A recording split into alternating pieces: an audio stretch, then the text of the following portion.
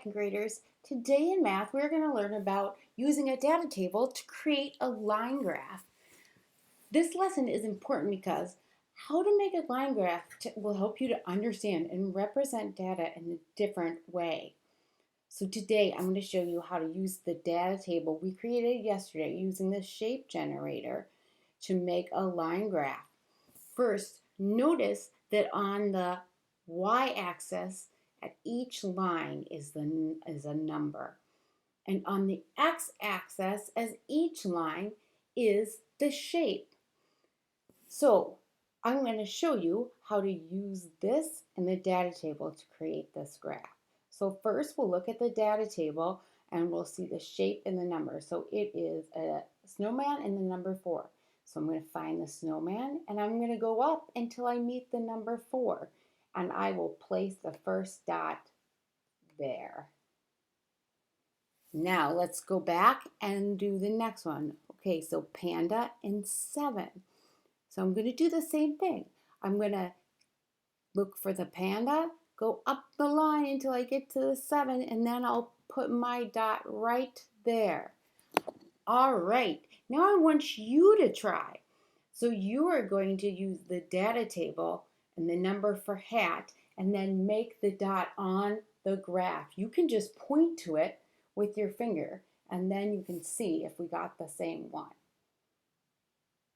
All right, are you pointing to it?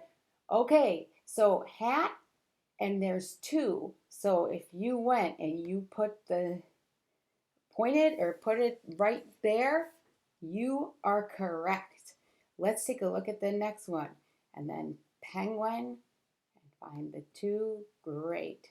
If we want to see if we're correct, we'll go up the line and then we'll see the 2 and we'll go over across and it matches up perfect. And then we'll put the last couple. So 3 for snowflake and then we got 6 for the cup. Now notice that I'm putting the dots on the lines, okay? Now the next part is after we finish putting all our dots to represent our data, we're going to connect each of these dots with a line and we're going to do it in order. So I'm first going to take the snowman and going to make a line up to the panda.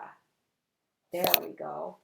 And then next I'm going to take it and go down to the very next dot over the hat. Then one more and another up to the snowflake and then up to the cup.